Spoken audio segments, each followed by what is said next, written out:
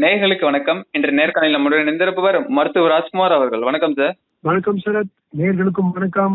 NEET தேர்வை ரத்து செய்ய வேண்டும் அப்படின்னு சொல்லி பிசிக தலைவர் திருமாவளவன் அவர்கள் நாடாளுமன்றத்தில் குரல் எழுப்பியிருக்காரு. அவரோட ஸ்பீச்சை நீங்க பாத்திருப்பீங்க. அவரோட பேச்சுக்களை நீங்க எப்படி பாக்குறீங்க சார் பின்னணிய?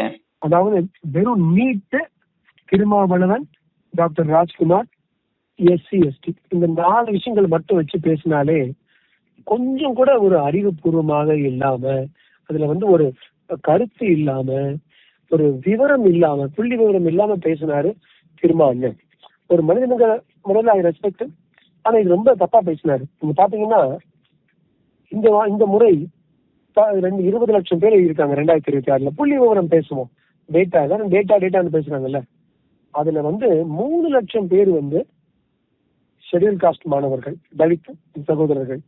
அந்த 3 லட்சத்துல முதல் முறையாக 1.5 லட்சம் கிளியர் பண்ணிருக்காங்க. இந்த 40வது பர்சன்டேஜ், அதாவது 50% ஆஃப் 3 lakhs முதல் முறையாக மெடிக்கல் காலேஜஸ்ல பாஸ் பண்ணிருக்காங்க ஷெட்யூல் காஸ்ட் ஸ்டூடெண்ட்ஸ். இதை ரத்து பண்ணணும்னு அவர் நினைக்கிறாரா? சரி, பழங்குடி ஸ்டூடெண்ட்ஸ் மாணவர்களுக்கு இவர் நண்பர்னு சொல்லுவார். பழங்குடி பாத்தீங்களா, அதுல 1,20,000 நினைக்கிறேன் எழுதியிருக்காங்க. அதுலயும் 63,000 பேர் பாஸ் பண்ணிருக்காங்க. அதாவது நீட் தேர்வு பெற்ற மாணவர்கள் பாத்தீங்கன்னா வெறும் ஷெட்யூல் காஸ்ட் ஷெட்யூல் ட்ரைப் ஒரு ரெக்கார்டு ஹை ஆஃப் 1.5 + 63 2 லட்சம் 2 lakh people have cleared. முதல் முறையாக இவ்வளவு சந்தோஷப்படணும். We should be happy. This is social justice. இதுதான் சமூக நீதி. இந்த விவரத்தை அவர் சொன்னாரா? 2 லட்சம் பேருக்கு பாஸ் பண்ணிட்டாங்க. பலருக்கு கவர்மெண்ட் மூலமா இலவசமா பலருக்கு அதுல இது கிடைக்க போகுது, அவங்களுக்கு மெடிக்கல் சீட் கிடைக்க போகுது. இது அவருக்கு நியாயமா படலையா?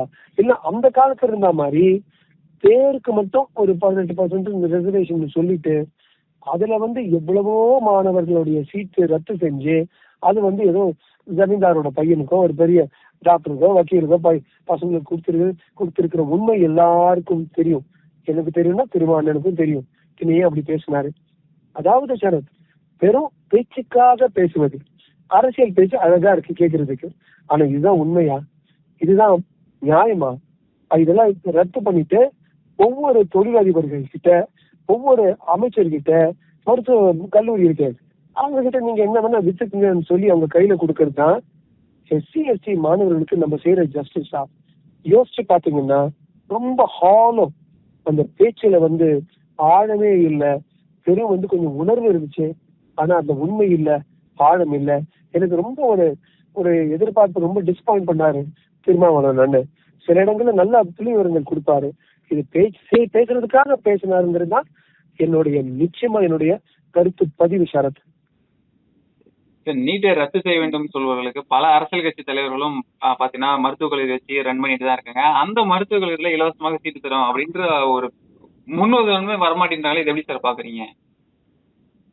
இது வெறும் சுயநலம், அரசியல்வாதிகளின் சுயநலம், சமூக மேம்பாடை கருதாத அரசியல்வாதிகளின் சுயநலம் நான் பார்க்கிறேன்.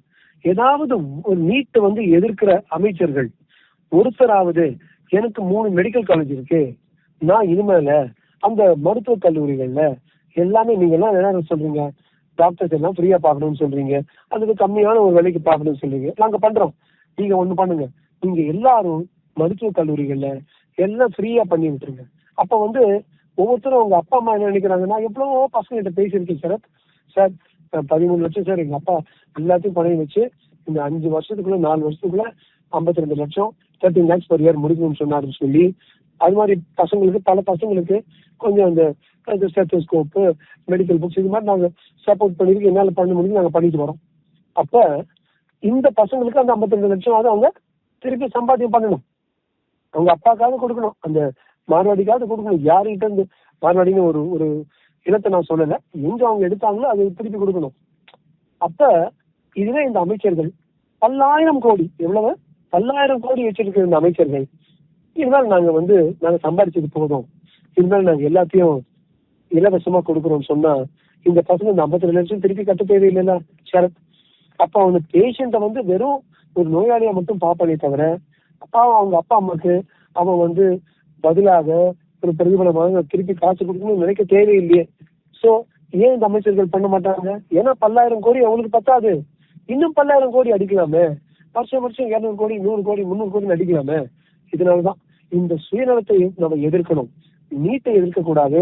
இந்த மருத்துவக் கல்வி, அது தனியார் மருத்துவக் கல்லூரியுடைய ஓனர்ஸ் இருக்காங்க பாருங்க, எஜமானியர்களுடைய சுயநலத்தை நம்ம எதிர்த்தோம்னா அது ஒரு சரியான போராட்டம். ஆனா நான் கேள்விப்பட்டது, இது திரும்ப இது கூட கேட்கணும். நான் ரெண்டு விஷயம் இந்த யூத் எல்லாம் பிளான் பண்றாங்கன்னு நான் கேள்விப்பட்டேன். இந்த இளைஞர்களுடைய அமைப்பு ஒண்ணு, ரிசர்வேஷனே ஒழிக்கணும்னு இன்னொரு விஷயம் ஆரம்பிக்கிறாங்க. ரெண்டாவது, மருத்துவக் கல்லூரிகளும் இன்ஜினியரிங் கல்லூரிகளும் இலவசமா கொடுக்கணும், அல்லது கவர்மெண்ட் அவங்களுக்கு ஒரு ரொக்க தொகையை கொடுத்துட்டு டேக் ஓவர் பண்ணணும்னு சொல்றாங்க. இது ரொம்ப முக்கியமான விஷயம் சரத். கொஞ்சம் கேர்ஃபுல்லா எல்லாரும் யோசிச்சு பாருங்க. நம்ம நாடுல மோடிஜியோட பிளான்ல 838 டிஸ்ட்ரிக்ட் இருக்கு. இந்த 838 டிஸ்ட்ரிக்ட்லயும் ஒவ்வொரு மாவட்டத்திலயும் ஒரு மருத்துவக் கல்லூரி அமைக்கணுங்கிறது 2019 இருந்து அவர் பிளான் பண்ணிட்டு இருக்காரு மோடிஜி. ஆல்ரெடி இப்ப 500 சொச்சம் வந்துருச்சு. அந்த 838 தவிர 367 பதிவான மருத்துவக் கல்லூரிகளும் ஒரு 150-200 பதிவாகாத மருத்துவக் கல்லூரிகளும் இருக்கு. இந்த 1500 ஏறக்குறைய வந்துருச்சுன்னா, நான் கணக்கு போட்டு ஏதோ சின்ன சின்ன புள்ளி விவரங்கள் கொடுக்க விரும்பல. 1500 மருத்துவக் கல்லூரிகள் எப்ப நம்ம சொல்றோமோ அப்ப நமக்கு போதிய அளவுக்கு மருத்துவர்களுடைய உற்பத்தி இந்தியாவுக்கு ஆயிடும். ஆத்ம நிர்பார் பாரத் மாதிரி பிகம் செல்ஃப் ரிலையன்ட் இன் டாக்டர் ப்ரொடக்ஷன். உற்பத்தி சரியாயிடும். நான் என்ன சொல்றேன், என்னைக்கு கவர்மெண்ட் இதெல்லாம் டேக் ஓவர் பண்றாங்களோ, கியூபா என்கிற ஒரு நாடு இருக்கு அமெரிக்காவுக்கு பக்கத்துல, பிடல் காஸ்ட்ரோ ஆரம்பிச்சு வச்சது. அந்த கியூபா நாட்டுல எல்லாம் நேஷனலைஸ் தான், நோ பிரைவேட் மெடிக்கல் காலேஜஸ். அந்த மருத்துவர்கிட்ட நான் பேசியிருக்கேன் சரத். எக்ஸ்ட்ரா காசு கொடுத்தா கூட போய் காசு வாங்கி வச்சுக்கப்பா, எனக்கு போதிய அளவுக்கு என் கவர்மெண்ட் எனக்கு கொடுக்கணும்னு நினைக்கிற ஒரு நாடுன்னா அது கியூபா. இந்தியாவும் ஒரு நாள் கியூபா போல போதிய அளவுக்கு ஆத்ம நிர்பார், போதிய அளவுக்கு நம்ம செல்ஃப் ரிலையண்டா நம்ம மருத்துவர்கள் உற்பத்தியும் வரணும், அந்த மருத்துவர்களுக்கு வர்ற சம்பளமும் போதிய அளவுக்கு இருக்கணும். அவங்களும் அது கியூபால மருத்துவருக்கு ஒரு அமைச்சருக்கு சமமான ஒரு மரியாதை ஒவ்வொரு தெருவிலையும் மருத்துவர்களுக்கு. அது நம்ம மருத்துவர்களுக்கு இருந்தது ஒரு காலத்துல, இப்ப கொஞ்சம் கம்மி ஆயிடுச்சு. அது திருப்பி வரணும்னு என்னுடைய வேட்கை ஒண்ணு இருக்கு சரத். ஒவ்வொரு முறையும் பாத்தீங்கன்னா நீட் தேர்வை வைத்து அரசியல் செய்யும் தலைவர்களுக்கு நீங்க என்ன சொல்ல விரும்புறீங்க சார்?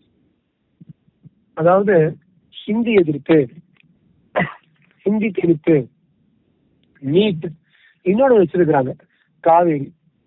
இந்த மூணும் சில சமயம் மீனவர்கள், கச்சத்தீவு எடுத்து தாரவாத்து கொடுத்ததே காங்கிரஸ் தான். நாமும் பலமுறை பேசியிருக்கோம். அதை திமுகவும் காங்கிரஸும் தமிழர்களுடைய உரிமை தளமாகிய கச்சத்தீவை எடுத்து கொடுத்துட்டாங்க. ஆனா ஒவ்வொரு வாட்டி ஒரு பிரச்சனை வந்துச்சுன்னா அந்த பிரச்சனையை தாண்டி ஒரு சத்தம் போடுறதுக்கு கச்சத்தீவை மீட்டு கொடுக்கவும், எங்களுடைய மீனவர்களுக்கு உரிமை கொடுக்கவும் கத்துறதுக்கு அது கச்சத்தீவு கத்திர தீவு ஆயிடுச்சு. சோ இது ஒரு அரசியல் போர் திறன் ஸ்ட்ராட்டஜி, திசை திருப்பி அப்ப ஒரு சத்தம் போட்டா இருக்கிற அந்த ஒரு ஸ்தரமாக இருக்கின்ற ஒரு பாஜக அரசு கொஞ்சம் வழி நடத்துறது கொஞ்சம் ஷேக் பண்ணி விடுறது. நாடாளுமன்றத்தை ஒழுங்கா அமைகிறதுக்கு பதிலாக அங்க ஒரு கலாட்டா பண்றது. இது எல்லாமே இன்ஸ்டபிலிட்டி, நம்ம அந்த ஸ்திரத்தை ஒரு நெகட்டிவா எதிர்முறை பண்ற விஷயங்கள். தயவு செய்து மக்கள் என்னைக்கு திரும்பி நீட்டை ஒழிப்போம்னு சும்மா இருக்கடா, நீங்க சொன்னது எங்களுக்கு தெரியும்டா, தாய் முருகடா, எங்க பசங்க படிக்கிறாங்கன்னு 10 பேர் வலைத்தளங்கள்லயும் நேர்முகமாகவும் அல்லது தொலைக்காட்சி சேனல் யூடியூப் இன்டர்வியூஸ்ல பெற்றோர்கள் சொல்லி நான் நம்ப மாட்டேன், 4-5 வருஷம் ஆகும், எப்படியும் நீங்க என்னதான் பண்ணாலும் என் பையன் அடுத்த வருஷம் மெட்ராஸ் மெடிக்கல் காலேஜுக்கு போகணும், அதனால அவனை கடந்த 2 வருஷமா நீட்டு தேர்வுக்கு இந்த பயிற்சி முகாமுக்கு நான் அனுப்புறேன். எப்ப மக்கள் சொல்ல ஆரம்பிக்கிறாங்களோ அப்ப அங்க மூடிடுவாங்க, நீட்டை விட்டுட்டு திருப்பும் காவேரிக்கு வருவாங்க. இதெல்லாம் அரசியல் ஆட்களுடைய விளையாட்டு. அந்த விளையாட்டை மக்களை அதுக்கு பலியாட ஆகக்கூடாதுன்னு சொல்றதுதான் எங்களை போல சமூக ஆர்வலர்கள் புள்ளி விவரங்களோட மக்களுக்கு எடுத்து சொல்றோம் சரத். வெளிநாட்டு நிதியுதவி ஒழுங்குமுறை FCRA சட்ட திருத்த மசோதாவை அடுத்த வாரம் பாத்தீங்கன்னா நாடாளுமன்றத்துல மத்திய உள்துறை அமைச்சர் அமித்ஷா தாக்கல் செய்ய போறாரு. இந்த மசோதாவோட சிறப்பு அம்சம் என்ன சார்? அதான் நான் வந்து ஒரு தேசியவாதி சரத். நம்ம நாடு, நம்ம எல்லைகள், நமக்கு இருக்கிற நம்ம மக்களை பாதுகாப்பு நினைக்கிறாள். வெளிநாட்டு அந்நிய தீய சக்திகள் நம்ம நாட்டுக்குள்ளார நான் சொல்லிருந்தேன் ஒரு சரத்தை வந்து அதை வந்து ஷேக் பண்ணி அதை ஆட்டி வைக்கிறதுக்கு, அதுக்கு ஒரு பிரச்சனை கொடுக்கறதுக்கு பயன்படுத்துற பிரதான வழி என்னன்னா, வெளிநாட்டு காசு வந்து உள்ள கொண்டு வந்து பணத்தொகைகளை இந்த FCRA மூலமா NGOங்கிற ஒரு பேர்லயோ அல்லது அறக்கட்டளைகள் என்கிற பேர்லயோ உள்ள கொண்டு வந்து அதை பயன்படுத்தி 2-3 விஷயம் பண்றாங்க. ஒண்ணு வந்து அந்த நார்த் ஈஸ்ட் எல்லாம் பாத்தீங்கன்னா, வடகிழக்குல எல்லாம் நிறைய அவங்க வந்து நாட்டுக்கு எதிராக நடக்கிற பல தீவிர விஷயங்களுக்கு இங்க இருந்து காசு வருது. அதே மாதிரி பஞ்சாப்ல பாத்தீங்கன்னா, கனடா போன்ற இடங்கள்ல இருந்து பஞ்சாப்ல இருந்த அறக்கட்டளைக்கு வந்து அங்க இருந்து கலாட்டா பண்ணி நாட்டை எதிர்த்து நம்ம சர்க்காரை எதிர்த்து பண்றதுக்கு பண்ணிட்டு இருக்காங்க. ஒரு சில இடங்கள்ல அது மத மாற்றத்துக்காக பயன்படுத்துது. சோ மத மாற்றமும் நடக்கக்கூடாது, அதாவது ஒரு அநியாயமா நடக்கக்கூடாது. ஒரு மனுஷன் அவனாவே படிச்சு மதத்தை மாதம் நினைச்சா மதம் மாறிக்கிட்டோம். எந்தவித கான்ஸ்டிடியூஷன் வைஸ் எந்தவித ரிலிஜன் நம்ம எடுத்துக்கலாம். You can profess, preach and practice any religion. Article 15 இருந்து கிளியரா போட்டிருக்கு நம்ம கான்ஸ்டிடியூஷன். ஆனா அது வந்து காசு கொடுத்து, நான் வந்து காசு கொடுக்குறேன் நீ மதத்தை மாறு சொல்வது தப்பு இங்க நினைக்கிறாங்க நம்ம சர்க்காருடைய தலைவர்கள். அதுக்கு நானும் ஒத்துக்கிறேன். சோ அன்னெசரி ஃபண்ட் ஃப்ளோ இல்லாம அந்த நிதிகள் இது மேலைய நாடுகளின் நிதிகள் உள்ள வர்றதுக்கு வந்து ஒரு கண்காணிப்பு, ஒரு ரெகுலேஷன், ஒரு பாதுகாப்பு வளையத்தை எடுத்துக்கு தான் இது வருது. இதனால யாருமே காசை கொண்டு வர முடியாதுன்னு இல்லை, அதுக்கு வர்ற படிப்படியா தான் வந்து பண்ணணும். யாரும் டக்குன்னு அப்படி உள்ள வர முடியாதுங்கிறது அவங்க பண்ணியிருக்காங்க. எல்லாரும் ஆகும்னு அமெரிக்காவுக்கு ஓடுறாங்கல்ல, அமெரிக்காவுக்கு வந்து உள்ள காசு கஷ்டம். ஆகும்னா இங்கிலாந்துக்கு ஓடுறோம்ல, இங்கிலாந்துக்கு காசு உள்ள கொண்டு வர்றது அவ்வளவு கஷ்டம். சோ அந்த நாடுகள் வந்து அங்க உள்ள கொண்டு வர்ற காசு மட்டும் ரொம்ப கேர்ஃபுல்லா உஷாரா பிளாக் பண்றாங்க, ஏன்னா தீவிரவாதம் வரக்கூடாதுன்னு. ஆனா அங்க இருக்கிற பல அமைப்புகள் நம்ம நாட்டை எதிர்த்து உள்ள வருது. இதுதான் FCRA பில். என்னை பொறுத்த வரைக்கும் ஒரு முக்கியமான மசோதா. இந்த மழைக்கால கூட்டத்துல வந்து நாடாளுமன்றத்துல நடைபெற போற ஒரு அமைக்க போற ஒரு மசோதா. இந்த மசோதா உள்ள வந்தாலும் ரொம்ப நல்லா இருக்கும். என்னை பொறுத்த வரைக்கும் ஒன் நேஷன் ஒன் எலெக்ஷன் வந்தாலும் ரொம்ப நல்லா இருக்கும். அதே மாதிரி சிட்டிசன் அமெண்ட்மெண்ட் ஆக்ட் வந்தாலும் கூட நல்லா. எல்லாமே நம்ம நாட்டுடைய ஒரு வளர்ச்சிக்காகவும் மேம்பாட்டுக்காகவும் செய்யப்பட்ட மசோதாக்கள்ங்கிறது என்னுடைய ஒரு அனுபவம் மட்டும் இல்ல, அறிவு மட்டும் இல்ல, இதை படிச்சு எடுத்த இந்த 10 அறிவு வரைக்கும் வச்சு நான் சொல்றது, கல்வி அறிவில் நான் சொல்றேன். திமுக முன்னாள் அமைச்சர் செந்தில் பாலாஜி அவர்கள் வீட்டில் பார்த்தீங்கன்னா சமீபத்தில் லஞ்ச ஒழிப்புத்துறை அதிகாரிகள் சோதனை மேற்கொண்டு இருந்தாங்க. இந்த சோதனை பின்னணியில் பார்த்தீங்கன்னா, கடந்த திமுக ஆட்சியில் டாஸ்மாக் கொள்முதல் விவகாரம் தொடர்பாக ஊழலின் அடிப்படையில் இந்த சோதனை நடந்திருக்கு. இன்னைக்கு தனக்கு ஆன்டிசிபேட்டிவ் வேல்யூ வேணும் அப்படின்னு சொல்லிட்டு பார்த்தீங்கன்னா முன்கூட்டியே உச்சநீதிமன்றத்தை நாடி இருக்காரு. எப்படி பாக்குறீங்க சார்? அதாவது நான் பெயர் சொல்ல விரும்பல, ஆனா திமுகல வந்து ஒரு பெரிய உயர் அதிகாரி, திமுக சேர்ந்த அல்லது IAS அட்மினிஸ்ட்ரேட்டிவ் சர்வீஸ்ல ஆணையங்கள்ல இருக்கிற உயர் அதிகாரி என்ன சொன்னாருன்னா, இவங்கெல்லாம் நினைச்சுக்கிறாங்க செந்தில் பாலாஜி வந்து 100 கோடி எடுத்தாரு, 500 கோடி எடுத்தாரு அப்படின்னு நினைஞ்சிட்டு இருக்காங்க. ஒரு ரிலையபிள் சோர்ஸ்ங்கிறதா நான் சொல்றேன். ஒரு ரிலையபிள் சோர்ஸ்ங்கிறதுனால நான் சொல்றேன். பட்சம் அவர் வந்து எடுத்து 5 வருஷத்துல அவர் வந்து சம்பந்தப்பட்ட நம்பர் 1 குடும்பத்துக்கு கொடுத்தது வந்து 30,000 இருந்து 50,000 கோடி. நான் சொல்றேன் என் கூட தப்பான எண்ணிக்கை தான் இருக்கும் டாக்டர் சொன்னாரு. சரி, அவரு சொல்றதுல வந்து 5ல் ஒரு பங்கு எடுத்தா கூட 10,000 கோடிங்கிறது பெரிய அமௌண்ட். எனக்கு ஒரு விஷயம், நம்ம முதலமைச்சர் ஜோசப் விஜயோடைய சர்க்காரை பத்தி ரொம்ப எனக்கு பிடிச்சது என்னன்னா, ஓரளவுக்கு லஞ்ச லாவண்யத்தை தடுத்து அவங்க செய்யறாங்க. I'm very happy with that. மற்ற ஒரு சில கருத்து வேறுபாடுகள் எனக்கு இருக்கலாம். நீட்டை பத்தி அவங்க எடுக்கிறது எனக்கு பிடிக்காது. அது கூட அவங்க ஷூரா மாறிடுவாரு தான் நான் நினைக்கிறேன். பட் இது வந்து லஞ்ச லாவண்யத்தை எதிர்த்து பண்ணும்போதுதான் உள்ள இருந்து கற்பாம்பூச்சிங்க வெளியில வருது. கற்பாம்பூச்சி ஜனதா கட்சி இல்ல, இது எவ்வளவு அடிச்சிருக்காங்கன்னு. ஸோ நிச்சயமா உள்ள இருக்கிறவங்க சொல்றதை பார்த்தா 10,000 கோடி செந்தில் பாலாஜி ஊழல் பண்ணியிருக்காரு. இதை வந்து நம்ம ஒரு முன்னுதாரணமா எடுத்து, இவர் அமைச்சரா இருந்தாலும் பரவாயில்ல, நீங்க வந்து என்னதான் நீங்க இப்ப எங்க போனாலும் பரவாயில்ல, நீங்க வந்து ஊழல் லஞ்ச லாவண்யத்துக்கு ஈடுபாடு இருந்துச்சுன்னா நீங்க அதுக்கு உள்ள போகணும் என்கிற ஒரு கருத்தை நம்ம கொண்டு வந்தோம்னா தமிழ்நாடுக்கு வந்து ஒரு விடிவு காலம் வரும்.